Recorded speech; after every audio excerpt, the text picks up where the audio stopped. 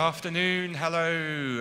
Apologies for you who are still taking your seat, but we want to obviously get as much of the main man as we can. So yeah, without a little further ado, here is Dean Hall, who's going to be showing you DayZ.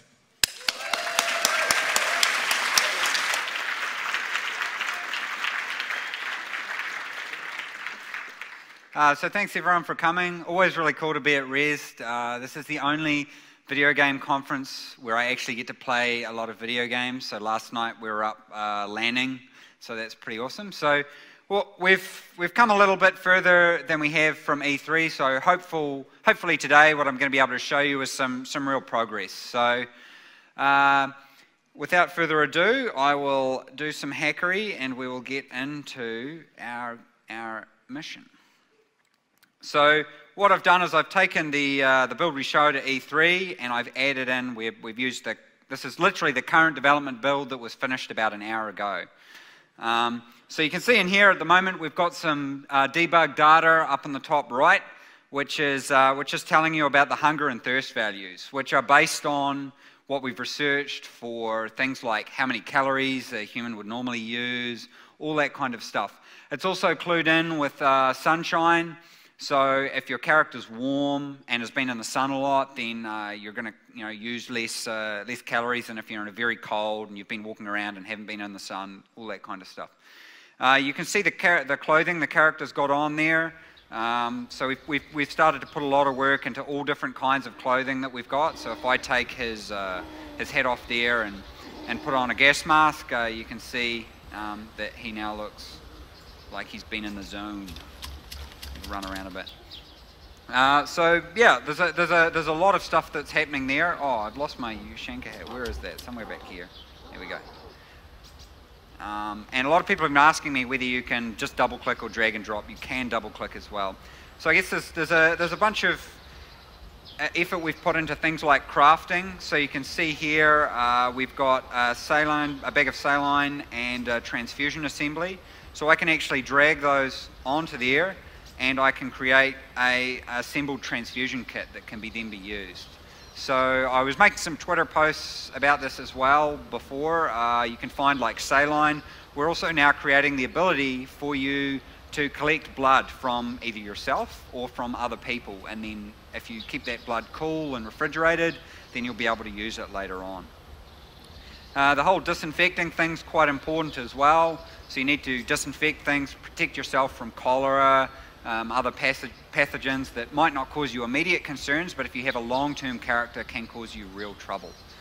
There's a couple of cool things that I want to try in here. So what we'll do is we'll run around and I'll show you, this is a new edition. Hopefully this doesn't get too loud for the PA thing. So I made a tweet a while ago about radio stations. So what we really want to do is have some sort of pirate radio stations going on inside DayZ. So we're going to be putting out applications because we think the best place for it to come from is the community. And so we're going to be asking people if they want to set up their own internet radio station. And then when I click play here, I can actually go through and I'll find one. So this is a current Czech internet radio station. I'll go find one that's got some music. Let's see if we can find something a little bit more apocalyptic-y. So there we go, this is classic music. So I can run around with the radio on me. Now people who are running around nearby me can hear some lovely classical music as I go around and shoot zombies, but I kind of want something a little bit more dramatic. So let's try absolute 60s, let's go 70s, let's go 80s. There we go. Welcome to the 80s. Just like being a kid again. So if I put this on the ground, hopefully this will work with these speakers. You can hear it's actually positional. So you can really troll people very well with that, I think. Have some little 80s music cued in and going around. So we'll just leave it on the ground while we go and have a look around. The other thing I showed at E3 for those people who didn't see it. So you notice how now we're trying to get that quick bar to hide down the bottom. So I had to push a key then to bring it up. We really want to remove any immersion blockers and try and have everything being basically provided to you through sound effects or visual cues and all that kind of stuff. So if I open up these maps, apologies for those who've seen the E3 stuff. So I have the two segments there, and I can actually craft those together. If I can remember where they are. There they go. So that's another crafting thing. One we've got here is, so this is a gas cooker, if you can see that, and this is a large gas canister. So I can actually put that on the gas canister, and if I put that down here, you can see the gas canisters inside there, and if I look down on the ground here, you can actually see the gas canister on the ground. If I just position that, so there we go, let's get it positioned. There we go there. So if I take the gas canister off, you can see the gas canisters removed from the thing. It's just on the left there, and if I put it back on, it's back on there. Same with things like the butane torch. I can put a butane gas canister on it and then light stuff and have a lot of fun with that. So we've also played around a lot with the with improvised weapon. Sorry, where are we? I've got something somewhere. Do I put a flare on the ground? No, I've got a flare here. Spray can and red flare. There we go. So we've also dealt with a lot. So I've got duct tape in here, so I can actually use that to attach this road flare to this can here, and I can actually create an explosive, an improvised explosive. Unfortunately, it's gone off the screen in my backpack, which is really irritating. But yeah, so we've added a bunch of new crafting items to allow you to create improvised explosives and all that kind of stuff. Oh, there we go. It's paired up here. So you can see there the improvised grenade. If I look at it, if I put it on the ground and have a look, I got a screenshot of it later on that's a bit closer up, and you can see the spray can's actually been attached to the flare, and you can then throw it and blow people up and that kind of stuff. The 80s music's really setting things off. I quite like that. I should probably get a little bit further away. So one other thing I want to demonstrate here is some of the work we've done with the weapon attachment system. So if I go into my gear screen here, I can actually put this silencer. This is still very work in progress. Notice down here as well, there's a little hand icon saying that that object is in my hands. If I put it away, the little icon goes away. So you can actually put any object that you have in your hands. So if I get rid of that and I put the disinfectant in my hands, you can see, unfortunately we haven't got the animation yet. Whoop. Hold on. That disinfectant's not going to be a lot of good against that zombie, so, ow. Let's not do that. Ow. Yeah, that was really suboptimal. So, yeah. So the idea is you can put all these objects in your hands, and I'm just going to run away and hide somewhere. So what I can do is I can actually put that silencer on the weapon, and if you look now, you can see I've got a silencer on the weapon there. So our attachment system's quite flexible.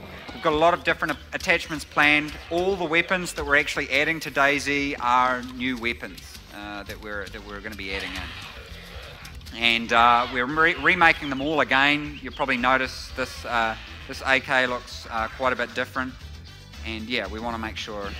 Actually, that 80s music's really starting to put me off now.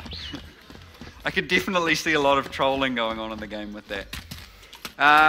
One other thing I demonstrated at E3 was all the effort we're putting into having loot spawning in quite dynamic locations. So we're really trying to make all the interiors look really good and just be really different. Any of like the doors and that you can't enter, we're going to be putting wood across them so that it's that you can't actually enter in on them. So no, I can't jump over that door apparently. Let me get something out of the back here. What do we got? Transfusion kit. Oh, that actually likes me very much.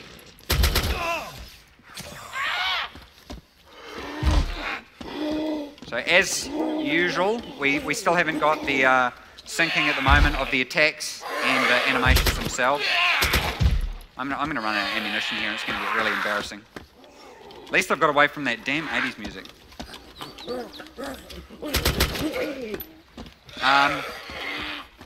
Yeah, so you can see up on the top right, see if the foot damage value is actually increasing. So we actually have different durability values for different footwear, and different material that you actually run on will increase damage on either your feet themselves or the shoes themselves. So if I take my shoes off and run around, my feet will slowly get damaged if I run on things like concrete, or particularly if I sprint, if I run on things like gravel and all that kind of stuff, then yeah, it makes a huge difference to the player. They end up, we're motion capturing it next week with a damaged series of animations that basically you're limping around and you're injured and all that kind of stuff.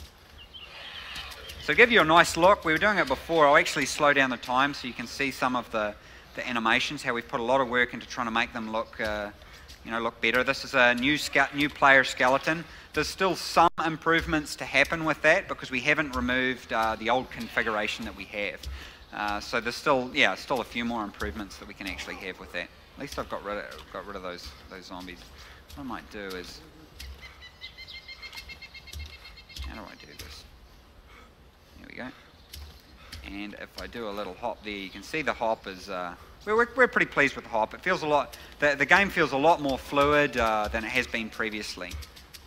And now my head's stuck in that view. Yeah. So another thing that you end up having to do to protect against disease is use purification tablets. I demonstrated that at E3 as well.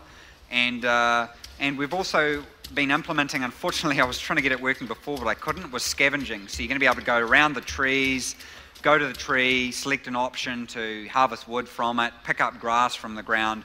All this kind of stuff is going to become useful in terms of crafting, and all those situations where I was putting the disinfectant in my hand, you can actually use that object either to bash people with, or if I put an object on the ground now, like the gas canister, and I actually look at the gas canister, I can actually, because I've got the disinfectant in my hand, I can actually disinfect the item with what's in my hand. Yeah. So we've been expanding the world quite a lot. You can see there, I was talking about the little icon over the hand. Obviously the UI is still placeholder. There's still a lot of work that we're doing on it, but we're pretty happy about the progress we've been making with it. We think it's a lot more fluid than it was previously, and particularly the idea of the way we're doing the backpacks and things like that. I think it's making things a lot easier. The values we've got here are only temporary, so you can see there's 6 slots for the shirt and 6 slots for the pants. That's actually, basically we just haven't finished balancing that yet. And yeah, so all that's going to change. What I'm going to show you inside here is, and I didn't get killed by the door, which is great, is how we're doing now the loot spawns. So you can see that loot now spawns, some of it floating, basically all around the world, and you actually have to walk around and pick stuff up. And you can either do it by looking at it and picking it up, or if it's very close by, you can actually use the vicinity, but see how that's not close enough. So it really encourages you to look around and find stuff and actually scavenge for stuff. So if you look at hunger there, you can see that at the moment my hunger is negative. So I'm going to eat a can of beans here, and you should see it go even further down. So it means that's how many calories basically below being hungry that I am. If I go in and do some hackery using our development console here, and I will set myself up so that I am really hungry. Oh, actually, I'll do it. I'm a little hungry. How about that? So you can see now I'm starting to get context information in the bottom left there saying you're feeling hungry.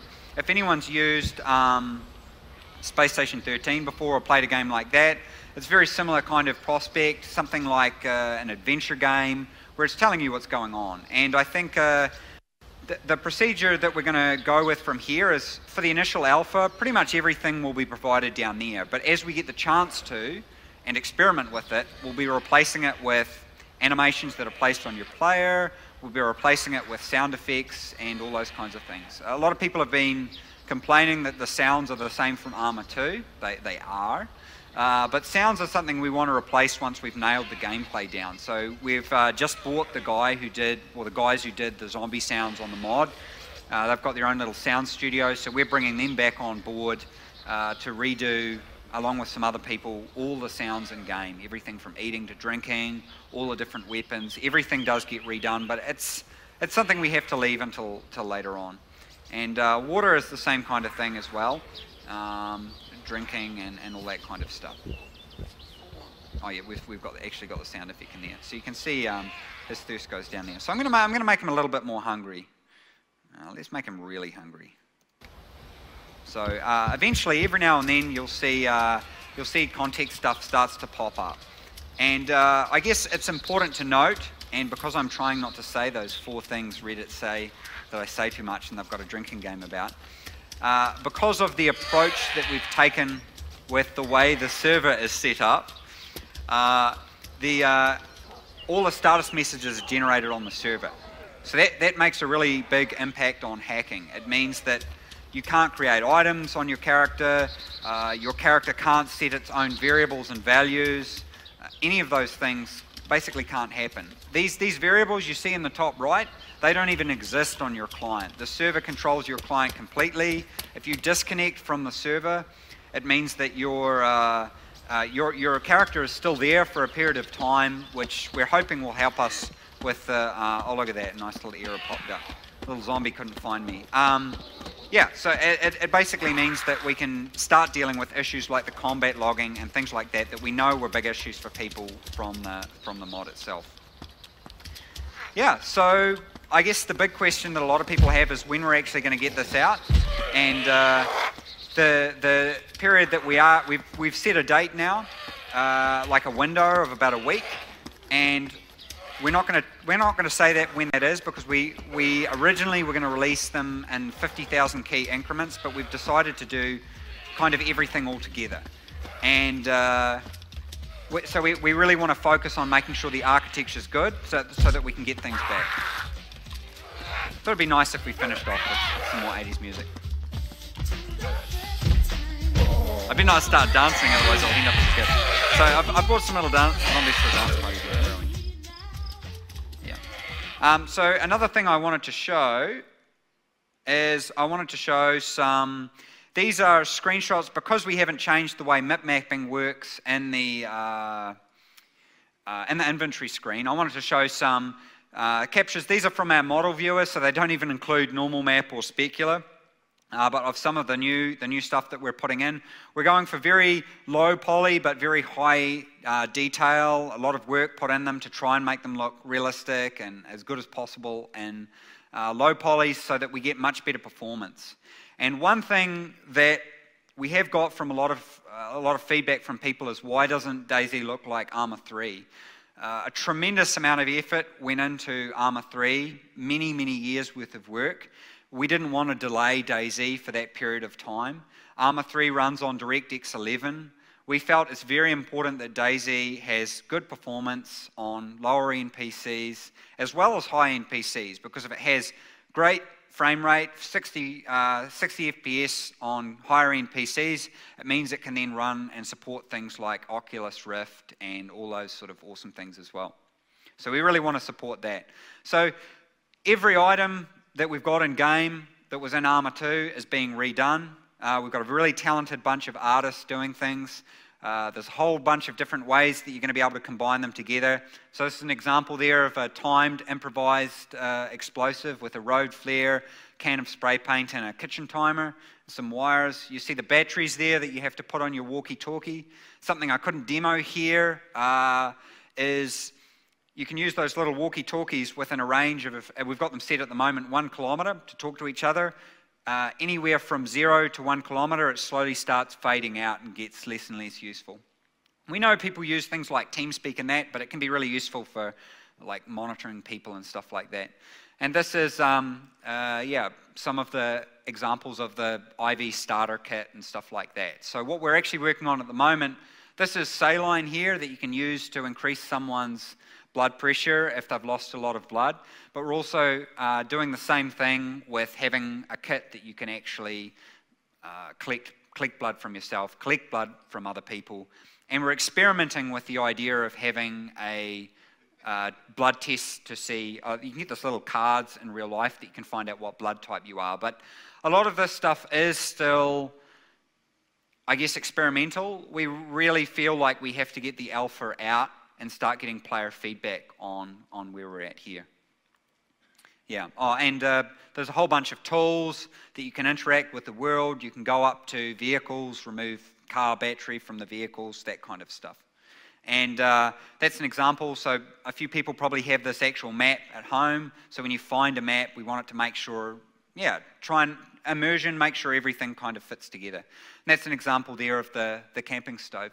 These are the actual in-game models, the level of detail on them. Very low poly, but you know, a lot of work has gone into the textures. The guy, I think Joshua Dampman is the guy who's been helping us a lot. He's got a lot of experience with a lot of games and is very fast. We've got him on some pretty cool stuff at the moment, like syringes.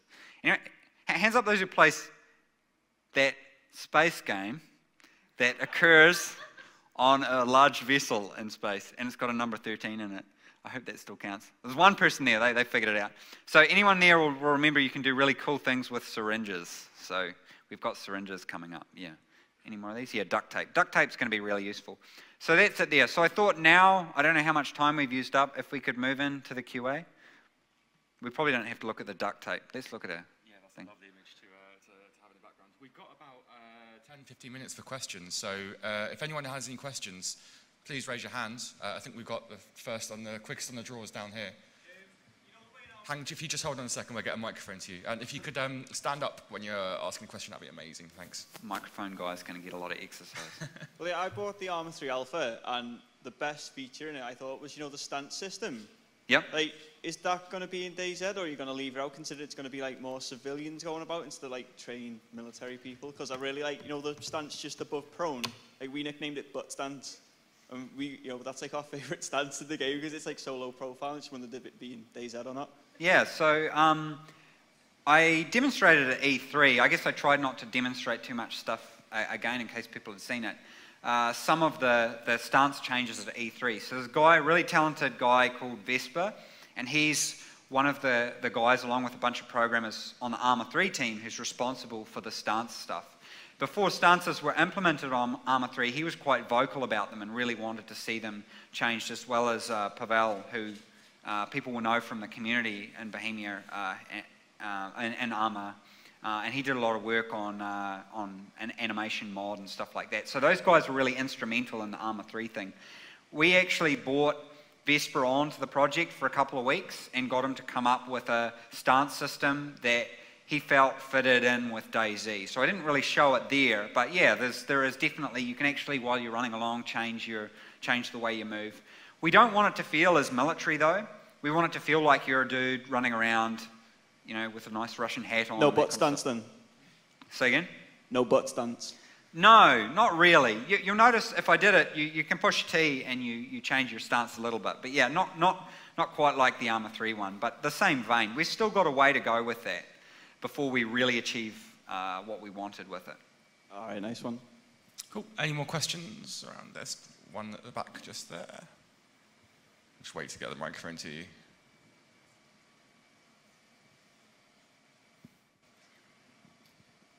With the recent addition of the radio stations, will the zombies also be attracted to the radio stations because the players can also hear? Yep. So zombies are attracted to, you know, sight obviously, sound, so firing your rifle, radio stations, all that kind of stuff. Anything that makes noise, they'll get attracted to, but they might not get very interested in it, or they might destroy it, depending on what the item is. Same with, they can actually track players as well now. I guess it's probably relevant to kind of expand on that in case someone else has got a question about it. Zombies now spawn right at the start of the mission, so it spawns all the zombies across the whole map. And every town has a zone area around it. If you clear all the zombies in that area, they're not going to respawn until human players leave that zone area. But, and this is the big but, there are other zombies that roam around the map, and they can come back into that area and cause you quite an issue. And we're not sure about it because I trialed it, but I'm not sure whether this kind of blows our whole, you know, we don't want to manufacture situations, but where if you don't do anything for a long period of time or you're sitting there, then you're more likely to have a zombie swarm walk through your area. So that's one area that we're looking at there. I hope that answered your question. I kind of wandered a bit. I think it's quite... like a zombie. Almost. We've got another question over this end over here. When it comes down to like weapons and stuff, how many sort of like variants of weapons are we going to get? Because you said you're going back to sort of like civilian and not all like military, so someone running around with like an AS-50 and popping people in the head. So like, what is like the range of like what's the kind of top mark kind of weapons we're talking about? Well, what we've decided to do, so now that we're really committed to doing a really, I guess, a lot more beefier alpha than we originally intended, particularly because there's a lot of expectation around it. I'd been talking about this centralized loot spawn mechanic, and the more I talked to the CCP guys, the more at E3, the more I realized we really need to do that. So we're looking at actually rolling that out with the alpha. What that means is the game server, so say you set up your own server, it doesn't calculate what loot spawns where.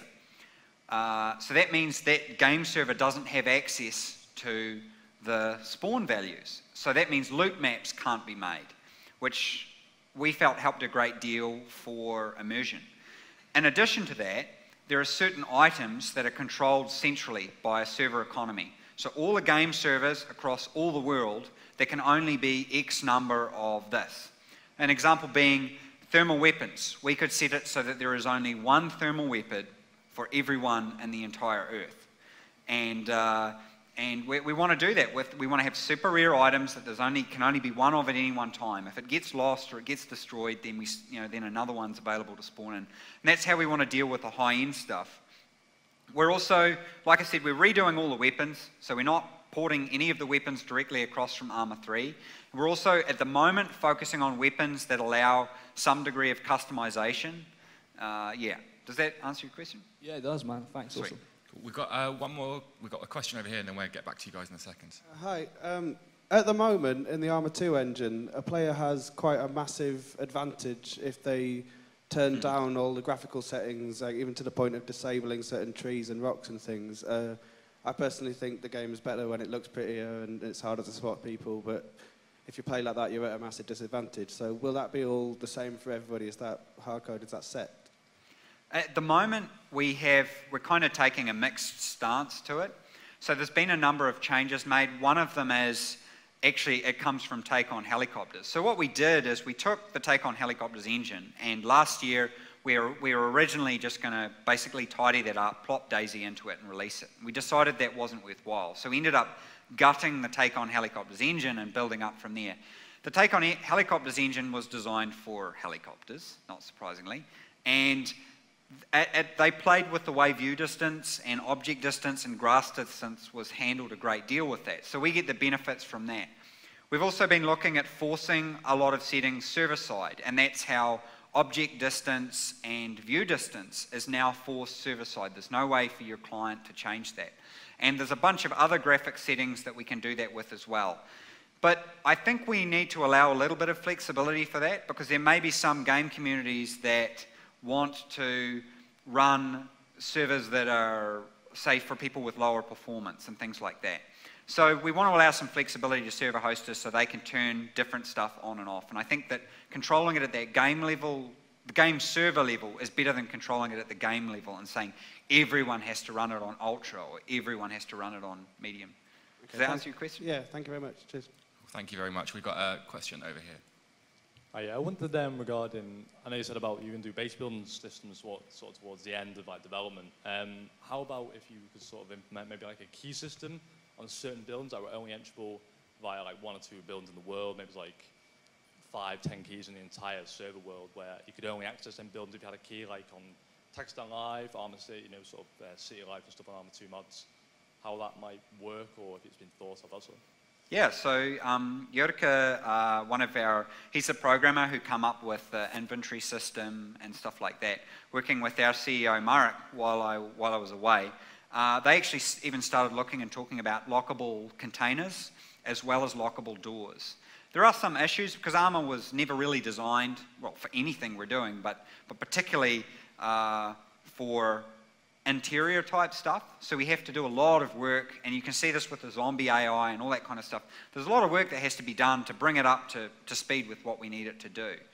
And so, yeah, like an example of a building that we're working on at the moment that we want in for the alpha is a police station that has a lockable armory, because we think that would sort of be a bit better, and maybe you have to get like a crowbar and crowbar off the lock, or you know, get some explosive, set up an improvised, you know, explosive and blow it off. So that's definitely on our cards, and it's on the cards for alpha actually. Yeah.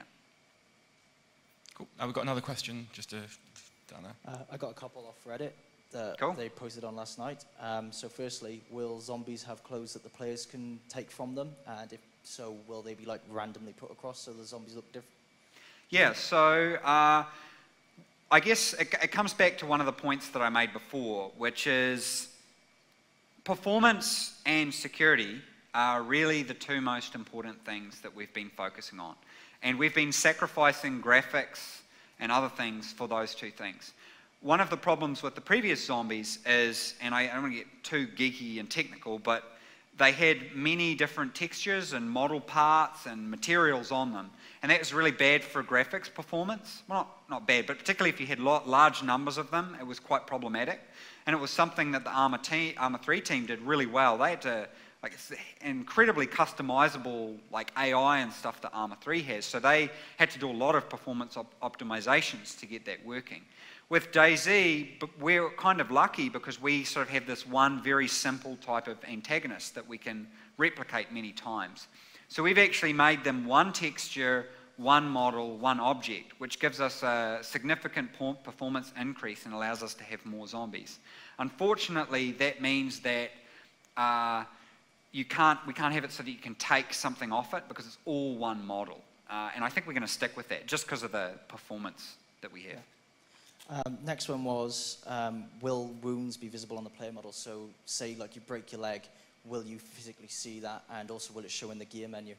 Yeah, so we've got a concept that we'll be showing, should be implemented actually next week, for how the damage system's going to work. We also want it so you can examine an item, kind of like, does anyone remember in Tomb Raider, you could like bring up the item and check it out and that. And so you're going to be able to like examine and look at an item in detail. Because one of the biggest architectural changes we made was that in Arma, objects were there were many different kinds of objects. In DayZ, all objects are basically vehicles. So they can all have damage applied to them, they can have their own animations. We can animate a helmet to have a visor that comes down. We can have the helmet have a damaged texture. So as your shoes get damaged, there are progressively two different textures that show up. So you can even see visually on another character how damaged their items are, and even more so when you've got them in your inventory screen. So yeah, I think I answered part of that. Did I answer the whole thing? I'm not sure. It was... It was a I journey. can't remember. Don't worry. It was an exciting journey. I'll only ask one more so that other people can ask as well. Is about combat logging. What's going to be done to stop that? Right, yeah. And also, how are you going to stop people being alerted to someone logging in the area? Like at the moment, loot resets. I know zombies won't be an issue because it spawns at the start of the server, but things like that. Yeah, I think the first thing I'd say is that this is stuff that we work out in the alpha. Like, there's not enough of us developing it. There's not enough people testing it now to get the metrics we need. We have awesome metrics from DayZ the mod, but this game is so different from the mod in a good way that what we feel is we need to open it right up, get hundreds of thousands of people play it, collect all the data, and then see how we can tidy it up. A lot of that's going to be going on the forums, going on Reddit, getting people's opinions, seeing if those opinions match up with the metrics we have, and then coming up with the system. But we know at least stuff like a combat logout timer. So if you disconnect, you know, your player sits down for 30 seconds before you log out, like kind of WoW styles. And those kind of simple things, they're very easy for us to do now with the, oh, and I nearly said it, Reddit, I nearly said your little drinking game thing. So with the new system we have in place for a multiplayer, yeah. We have a question over here. Hello? Yeah, I wondered if you have a gas canister on the ground and you shoot it, will it explode? Boom, Or yeah. Generally, can you interact with objects on the ground? Yeah, so again, that kind of comes back to my point before. Now all the objects in the world effectively act like vehicles in the engine. It's quite a big deal for us, that change, because it just allows, as a designer, we can, for example, have that gas canister have different damage textures. It can have different variables assigned to it, like does the canister contain collar on it, all that kind of stuff. So yeah, so that's one thing that we're doing. Haven't implemented it yet because we're redoing the way the explosions work. But yeah, you shoot a gas canister, it blows up. You shoot a radio, it just breaks. And you don't hear 80s music. We have a question at the back. Yeah, when DayZ first came out, the biggest appeal was when you met another player not knowing what to do. Mm-hmm. So, you have no idea what the social convention is. Do you shoot them? Do you talk to them? And that's really fun. Now, when I hop into the game occasionally and I find the metagame is you don't interact with other players. If you see them, you either shoot them, or you log off, or you hide. Is anything being changed in sort of the new builds to encourage players to interact with each other more, besides killing each other? Yeah, I mean, I can't say that it's going to work. Like, we're just trying stuff, and I guess that's why we kind of feel pressure now to release the alpha as well, because we want to get feedback. So one example I'll pull is I think the new medical system is I think it's going to have an impact on, and I hope it's going to have an impact on the way players interact. Because there's now, already, we've got hundreds of items in game, and we haven't even released. We're looking at thousands of items. And some of it's like, for example, so we've got the syringes coming in, and you can get antibiotics like amoxicillin and ciprofloxacin and doxycycline, all these different kinds of antibiotics that really exist in the real world. And you need to figure out which antibiotic do I have to use to treat, for example, cholera. And you can find cholera vaccines, all this kinds of stuff. And some of those really rare items are controlled centrally by the server, like, for example, a cholera vaccine. I think there's going to be, you find the cholera vaccine, it's like hitting the jackpot, because that's an incredibly heavily tradable item. So there was a TV series I watched while I was at Everest called, a very old one, I had the DVD for ages, called Jericho, and I think people might remember that. There were some cool times in it when they had to go to the trading zone. They didn't want to trade, but they needed to, because they needed to build, like, I don't know, whatever, a Ferris wheel or a wind turbine, something like that. And yeah, so that's what we're hoping to implement, is that because of the increased level of complexity of the medical system, you can do it on your own, but you are going to need to trade. You can be a lone wolf. It's going to be really difficult, but you are going to need to trade. So we're hopeful that this will result in at least neutral interactions, i.e. tense trading between players. And we do have plans for some kind of UI that allows players to transfer their items between each other. Kind of like I hold a can in this hand, and I tell you to put a can of Pepsi in the other hand, and we kind of do this kind of thing. So we want to kind of model that. And yeah, I mean, does that answer your question? Okay. Cool. We have a question down the front here. Hi. Hello. With the effort you're going to with the thirst and hunger and it being affected by cold, etc. When you said, obviously, you eat something and it fixes your hunger, of course, there's a level where if you say have something like soup, it should theoretically, does it affect both thirst and hunger? Oh, look, I should have shown that. Thank you. Yeah, so an example being, so now items have resources assigned to them, and they can be many. So an example is the cola, for example, gives you, I think it's 160 calories and then 350 mils of liquid. So you get calories from it and liquid, but you also get sugars. And if you eat too many sugars, you can have problems if you're a long-term survivor. Like if you just went around drinking colas, yeah, you're going to have a bad time. You're going to be like vomiting and, yeah, or like me, really hyperactive. Cool. I think we've got time for one more question. Yeah, over there. Hi, you mentioned duct tape earlier. Are you going to be able to sort of haphazardly repair things using duct tape? Excellent. I wondered what you were going to ask about the duct tape for a second. I think everybody else was as well. So what was that? Repairing stuff. Okay. Repairing stuff. Now I have to think about that. Yeah, so I guess the use we're looking at for the alpha is taping stuff around, like attaching. So for example, you saw the road flare with the with the spray can. Yes. The spray can has many uses. Spray can, you can use it to spray your weapon a new color, or you can use it to blow someone up. Yeah, so the repairing is something we want to look at a bit more in depth, because we think there's a few, I say this and this word is going to haunt me. You will know that you are at the point when this word is going to haunt me. There will be several classes that develop of players, but they won't be classes we make, they'll be classes that the players generate through their play style. So for example, I think people will become experts in medical stuff, and people will become experts maybe in repairing stuff, or maybe they'll become experts in both. So we haven't actually nailed down how the repair mechanic's going to work. The main reason being because I want to do that and, like, I guess dovetail in with how we're doing the vehicle repairing system as well.